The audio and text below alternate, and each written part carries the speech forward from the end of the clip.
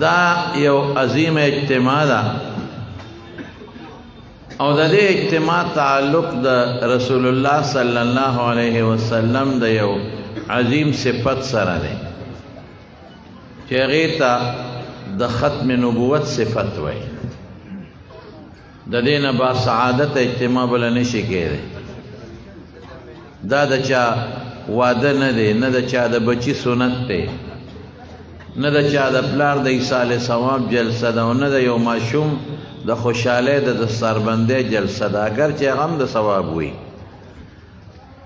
د دې تعلق د یو عظیم شخصیت سره دی چې هغه محمد مصطفی دی صلی الله علیه وسلم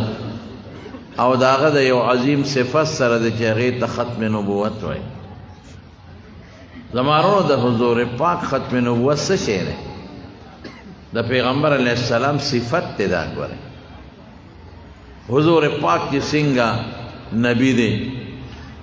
که څوک پکې معمولی شک کوي نو د ایمان نه خلاص دی رسول دی که څوک معمولی شک کوي د ایمان نه خلاص دی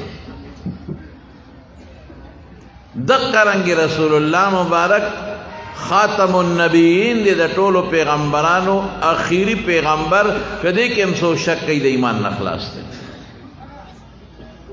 خاتم سیل ته وایي سیل ته لکه یو مهر سیل لکه یو بوتل د دارو وي که نه دارو پکې واچي نو د پاسه پې سیل ولګئ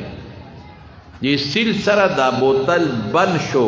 د باره پکې د دې سیل دا مقصد دی چې کارخانې پکې څه بند کړي دي هغه دي د بار نه پکې بل ملاوټ نه دی شوی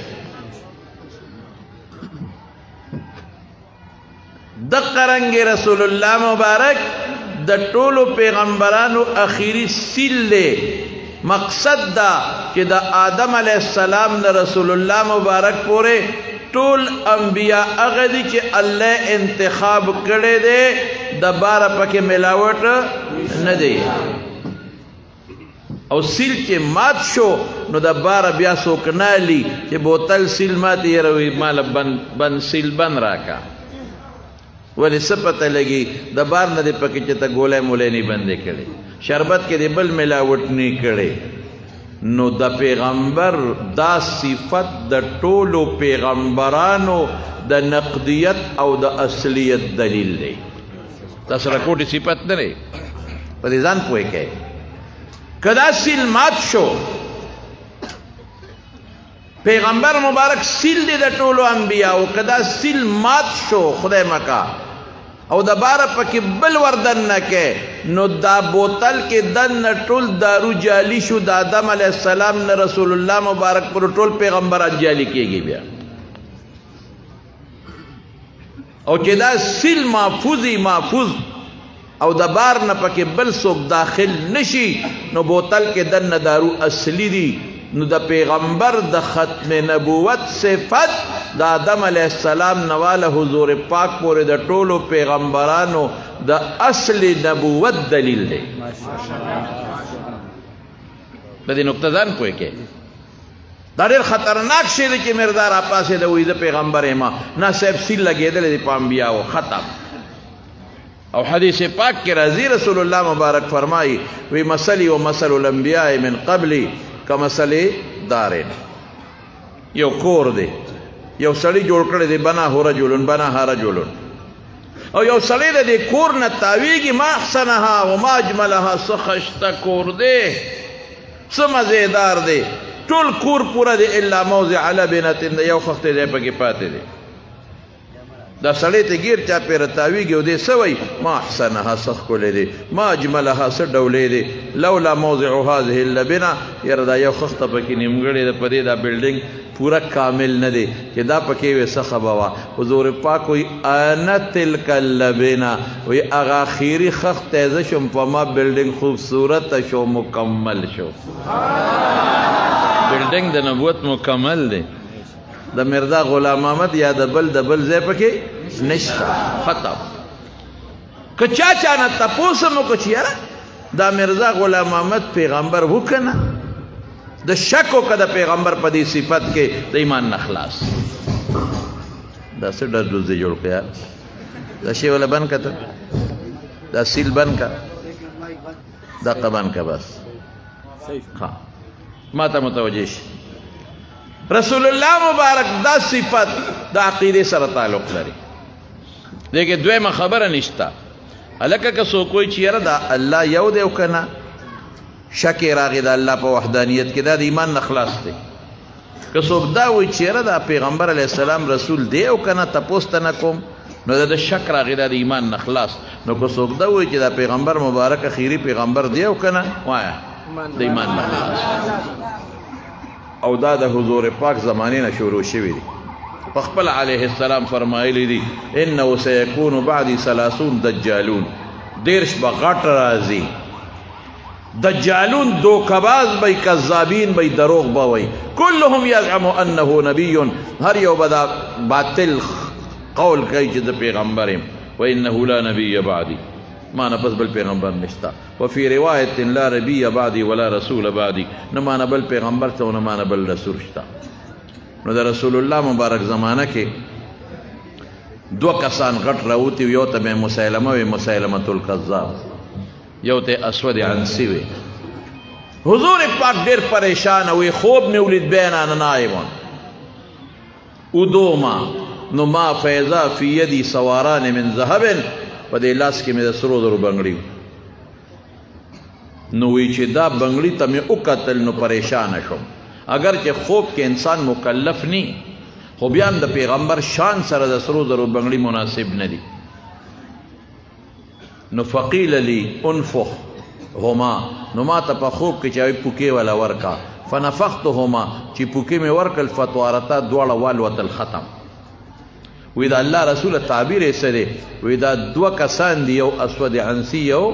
مسیلمة الکذاب دا په ما بوج راغی او د دوی مقصد صرف د دنیا داری دا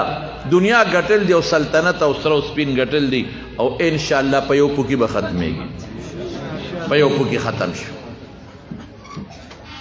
زمارونو غټ دشمن د پیغمبر څوک دی چې څوک په دې صادر کې ځان وردن نه کوي ختم نبوت کې دا غټ د دین غټ دشمن بل نشته دا غټ دشمن دی ولی دې سیل ماتای دې ټول پیغمبران دروغجن ثابتای دې ټول پیغمبران نقلی ثابتای او د قرآن شریف تقریبا 200 آیتونه او په احادیثو کې 300 احادیثونه عبارتن اشارتن دلالتن اقتضاء دا مضمون ثابت دی چې رسول الله مبارک خیری پیغمبر دی اليوم اکملت لکم دینکم د رسول الله مبارک د وفات د 3 میاشتې مخکې دا نازل دی دین کامل شو باس نوم منتخب شو چې اسلام دی لوی نعمت پوره شو چې دین مکمل شو د پیغمبر پکې څه ضرورت دین ناقص نه دی البت نشر اشاعت غواړي هغه به د پیغمبر وارثان کوي چې علما کرام دي وحشی ابن حرب تاسو به نوم اورېدلی دا هغه انسانو چې د حضور پاک تر حضرت حمزه شهید کړی دی په جنگ احد کې او داسې شهید کا چې بیا د د وجه نه چې د حضرت حمزه شهید کا سید الشهدا دغه سینه چاک شو وشلیده دغه زړه راوخکلی شو دغه اینه راوخکلی شو او هندي په د پاسه چکونه ولګول دوست دلغابه کې شته ګوري ښه او داغه نه وګونه پرېښې شو پوزه ته پرې شوه شونډې ته پرې شوې او هغې نه امیل جوړ کو هندي غاړه کې اچولی او ګډېده به ځکه په احد کې د دې هندي پلار د حضرت حمزه رضی الله عنه د لاسه مردار شوی یا تریا پلار حضور پاک ډېر خفه و په حضرت حمزه کتې یې ورته نه شو او دومره خفه و چې وی زړه مې غواړي چې دا خپل تره خښ نه کوم خو ارمان دا دی چې بیا به خلک خپل بړي نه خښوي شهیدان به نه خښوي زړه مې غواړي چې دی په دې میدان پرېږدم ځکه ټک ټک و ټول شلېدلې و ټول کټ کوټ و زړه مې غواړي چې د قیامت پر ورځ د ده د غوښې حیوانات او مارغان وخوري او د قیامت پر ورځ خلک د قبرونو نه پاسې او زما تره غوښې د حیواناتو د خېټو نه روزي او دې ته جوړ شي بیا به خلک مړي نه خښوي دونه پریشانه خیر خبره اوږده ده وخت کم دی مختصرا درته وایم چې کله مکه فتح شوه دا وحشي وتښتېد طایف ته د طائف نه وفدونه راتلل دیم په استازو په شکل کې راغی ځکه استازي ته څوک نقصان نه رسوي چې داسې مخامخ حضور پاک ته ودرېدو هغه وپېژن انت وحشي هلکه ته وحشي هغه وی نعم او انت قتلت حمزه حمزه تا وجلی دی بس دا اوس خطرناک سوالو زما تره تا وجلی دی ځکه یوازې وجل نه دی هغه سره لوبې ټوقې شوي دي په هغه نخرې شوي دي د هغه زړه به چکولې شوی دی د هغه اینه چیچلې شوې ده د هغه پوز او سترګې او شونډې او غوږونو نه امیل جوړ شوی دی په هغه نخرې شوي دي د هغه په اندامونو تا وجلی دی اوس وحشیم حیران دی که ویم چې نعم او غټه بېادبي ده که ویم لا دروغ دی ښکاره دروغ دی دی ورته څه وایي قد کان من الامر ما بلغکا صاحب چې تا ته څه رسېدلي دي ټیک رسېدلي دي دی ونه وی چې او ولې بېادبي غوندې راتله ډاډهتوب راته قد کان من الامر ما بلغکا چې تا ته څه رسېدلي دي بس هماغه ټیک دي اتستطيع ان تغيبك وجهك عني طاقت لري تغيب وجهك عني چې دا مخ زمانه بل طرف ته کې چې تا مخ ته ګورم تر مخ یادېږي وی صاحب ما چې کومه ګناه کړې د هغې سره به څه کوو هغه خو الاسلام یهدم ما کان قبله خطا معاف اسم نشتا ایمان راغی هر څه ختم لیکن ستا مخ ته ګورم د تر مخ یادېږي نو دا طاقت لري چې ما نه بل طرف ته شي ما وی او صاحب روتم وروس دا ټکي مې مقصود دی ما وی ما په کفر وخت کې چې کافر وم ډېر غټ مسلمان وجلی دی من المهاجرین الاولین حضرت حمزه سید الشهداء د حضور پاک تر دا مې وجلی غټ مسلمان اوس به د هغې بدل خلاصوم بدل به په چا خلاصوم غټ کافر به وجنم غټ مسلمان بدل په دې خلاصوم غټ کافر وجنم غټ کافر څوک و یهودي نه کافر دی خدا حالانکه د پیغمبر سره ډېرې مرکې راغلي دي او ډېر ظلمونه یې کړي دي ډېر ظلمونه یې کړي دي غټ کافر څوک دی چې ته عیسایي ګورم نه غټ کافر څوک دی چې ته مشرک ګورم نه غټ کافر څوک دی چې ته موجوسي ګورم نه غټ کافر څوک دی چې ته منافق ګورم نه غټ کافر څوک دی غټ کافر هغه دی چې د پیغمبر د ختم نبوت په جامه کې ځان را دننه کړی دی چې مسیلمة الکذاب دی او جنا وی لاړم مسیلمة الکذاب پسې د حضرت ابوبکر صدیق زمانه د جهاد شروع دی وی په کومه نیزګۍ چې مې حضرت حمزه ویشتلی و وی ده داسې په چوندي کې تماشه د خپل لښکر کوله په هغه نیزګۍ مې وویشته وی رسا مې په دې نوم د پاسه وویشته و نوم ته اکریزه ته کوناټو طرف ته شاته ووته او لاندې پرېوته غټ دشمن د غټ مسلمان په مقابله کې څوک شوایا د ختم نبوت باغی غټ دشمن شو د پیغمبر دی وجه نه مونږ عوامو ته وایو علماو ته چې اوس میدان ته روځئ ګورئ دی وخت دی ولې دی وخت دی ځکه نن د ختم نبوت باغیان لګیا دي په سکولونو کې او په کالجونو کې او په یونیورسټو کې په دې نوې هلکانو محنت کوي او تاسو نه خبر دنیا د نه واړوله نوې کولې د نه ټول په مخ اخیستی دی پټ پټ لیټریچر چلی پټ پټ تاسو ولیدل چې د تبلیغ په اجتماع کې هم لیټریچر تقسیم کړی هغه ونیولی شو تبلیغي اجتماع کې تقسیم کړ لیټریچر هغه ونیولی شو دومره ډاډه دي دې لپاره مسلمان له پکار دی چې دا کشرکل نوجوان بیدار کې ګوري چې خبره د روا او د ناروا نه ده خبره د اوله او د غوره او د ناغوره نه ده خبره د عقیدې سره تعلق لري او چې ته راووتې میدان ته او ستړی شوې ته به ماسپښین راغلې دلته به ناستې نو خدای به مقام درکوي څه مقام به درکوي ابو مسلم خولاني دې مسیلمة الکذاب رانیولي په یمن کې او چې راوینې وه ورته وایي زه پیغام زما متعلق د څه خیال دی چپ شو بیا ورته وایي ابو مسلم تا ته وایم زما متعلق د څه خیال دی دا چپ شو په درېیم ځل ورته بیا وایي ابو مسلم تا ته وایم زما متعلق د څه خیال دی چپ شو وایي ښه دا درته وایم د محمد متعلق د څه خیال دی صلی الله وایي هغه پیغمبر دی ما ته پیغمبر نه وې نه هغه اخري پیغمبر ما ته نه وې پیغمبر وې نه هغه د پیغمبر حالانکه دی ابو مسلم دغه وخت پورې حضور پاک له لیدل نه دی ملاقات هم نه دی شوی مخضرم دی مخضرم وی داسې سزا در کوم چې یاد بساتې وی فقز ما انتقاص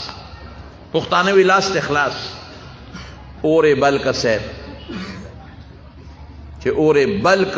غرغنډې شو نو ابو مسلم خولاني راواغېسته په اور کې ورلړه د ختم نبوت پتنګ اوچت کا اور ته ورلړه کا چې ورلړه کا الله اور ته یا نار کونی بردن و سلاما څنګه چې په ابراهیم علیه السلام اور ګل گلزار برد یخ سلام معتدل چې ډېر یخنیم پکې نه اور ګل گلزار اور مړ شو دې ته نه غروت خلق مسلمة الکذاب ته مشوره ورکړه چې دنه خلق ګوري روان دي ځکه پته ولګېده چې ته په ناحق او د هلک په حق دی دې د وطن نه وشړه ده ته یې وې زه جلا وطن پته ولګېد چې قدرت نشته زما په د ختم نبوت په پتنګ زما قدرت نشته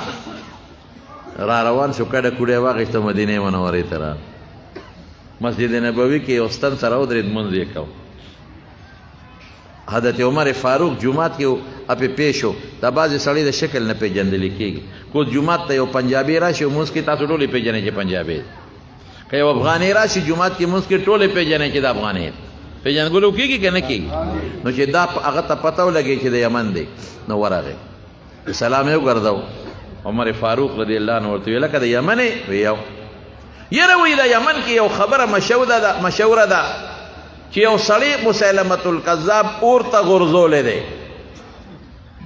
او اور پې یخ پخ ګل گلزار معتدل چې دا خبره حقیقت دی خو دی پخپله دی که وی یو بلکل حقیقت دی وی دا سړی تا لیدلی دی وی یو ما لیدلی دی وی ستا د قسم چې تا لیدلی دی وی یو وی ستا د قسم چې تا لیدلی دی وی یو چې په درېیم ځل وی ستا د قسم چې تا لیدلی دی وی عمره هغه ستا مخکې ولاړ دی وی وی ښه راځه ته یې وی وی او زه حضرت ابوبکر صدیق رضی الله عنه لی بوته او حضرت ابوبکر صدیق ته څه وی وی ابوبکر یو سړی درته نه ښیم یو عمره کم سړی وی چې الله د حضور پاک په امت کې د ختم نبوت د برکت نه په هغه د ابراهیم علیه السلام یاد تازه کړی دی دا د ختم نبوت برکت دومره غټ کرامت او دومره لوی